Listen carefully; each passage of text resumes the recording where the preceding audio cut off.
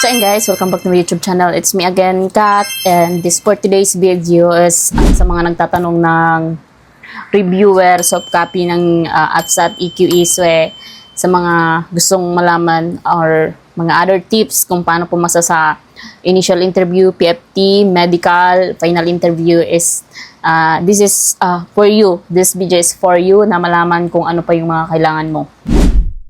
So yun guys, sa isang taon natin na hindi nakapag-vlog, nakapag-upload ng mga vlog is marami ng mga pending na hindi na-replyan na messages. So yun, marami na nag-message sa akin pag open ko ng phone after graduation, and maraming nag-message sa akin, and hindi na din ako nakapag-upload nung last kong video kasi nakapasok na ako sa OCC Class 62. Guys, video na nai-upload ko about the APSAT reviewer is mag-focus kayo sa verbal and numerical, and halos kasi yan is lumabas, and sa pagsagot naman guys is dapat mabilis nyo masagutan yung isang question kasi limited lang yung time. May time limit. Ang alam ko 12 minutes lang yung APSAT, pagsagot ng APSAT every phase sa abstract, numerical and verbal. So may time limit yan para sagutan lang yun. So dapat pag nakita nyo yung question is alam nyo na yung sagot. Shade kayo agad, and ayun, marami nang nagbe-message, and yung iba sa kanila is hindi ko talaga nare-replyan. So the reason why I want to create a group chat is para madali ko ma-send or madali kayo maka-access sa reviewer na gusto nyong makuha. So ayun, just join the group that I created para dun kayo mag-join, dun kayo mag-ask ng mga queries nyo, ng mga questions regarding the application. So, hindi ko na kasi ma-replyan lahat, kaya hindi ko na din masendan lahat, hindi ko na din masagot lahat ng katanungan nyo, and kaya gumawa ako ng group chat para dun kayo mag-join, dun kayo mag-ask ng mga queries nyo.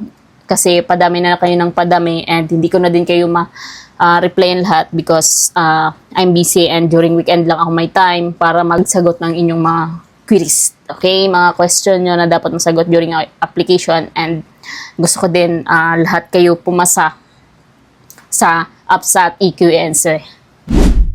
So ayun guys, sa mga naghahanap ng APSAT EQE reviewer, panoorin nyo yung mga videos ko dito sa aking YouTube channel, and magtulungan tayo para lahat tayo or kayo maka-join ng Armed Forces of the Philippines or DOCC sa mga gustong makapasok ng officer candidate.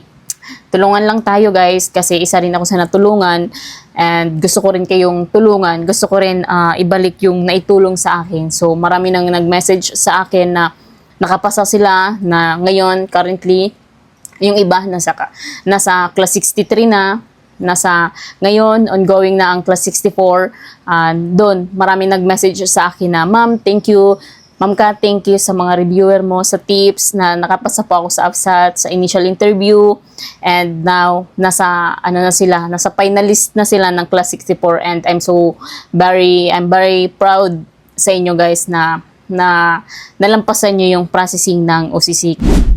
Naghihingi ng soft copy is may ginawa akong group chat, doon kayo mag-join para doon nyo makuha yung soft copy, and kung may mga other question kayo, queries na hindi maintindihan during application, during your processing is just message this group chat na ginawa ko. So ilalagay ko siya sa comment section, sa description.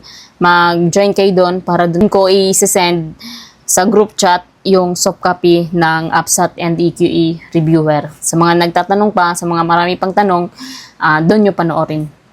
And mas maganda, may soft copy kayo then yung pinapanood para mas matandaan nyo yung question. And ang kalaban nyo sa exam talaga is time. So dapat mabilis kayo sagot, mabilis kayo magbasa para mabilis din kayo makasagot.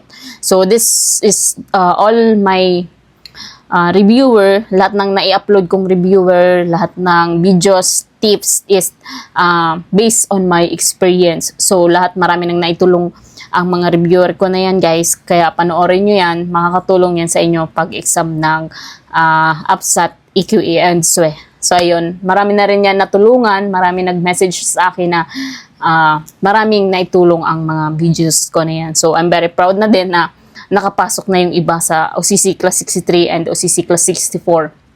And yung iba din nga guys, naging classmate ko pa, na-encounter ko na classmate ko yung natulungan ko sa OCC Class 62, naging part, and naging classmate kami. So, before kasi ako pumasok, habang nagpa-process ako is nag-upload ako ng vlog. Kung ano yung mga na-experience ko during my application is ina-upload ko yun para may mga basis yung mga papasok din ng OCC. So, ayun, gusto ko din matulungan yung mga gustong pumasok ng OCC, especially yung mga wala pang alam or wala talagang matanungan. So, this video is para sa inyo to guys. Matulungan natin yung isa't isa. Matulungan ko kayo na makapasok ng Armed Forces of the Philippines. So, gusto ko din kayong matulungan. I'm very proud na nakakapasok na yung mga nakapanood ng YouTube ko. Congratulations sa inyo guys. Congratulations sa mga nakapasok na and sa mga susunod pang papasok. Good luck sa inyo. Andito ako para tulungan kayo. Kung may mga katanungan pa kayo, just comment down below. And sa mga gusto ng soft copy, just join my group. Join the group that I've created. Para doon tayo mag-usap-usap. Kasi marami na kayong nagme-message sa akin. Hindi ko na rin kayo ma-replyan lahat. So, just comment down below and don't forget to like, share, comment, and subscribe my YouTube channel. So, yun na. So,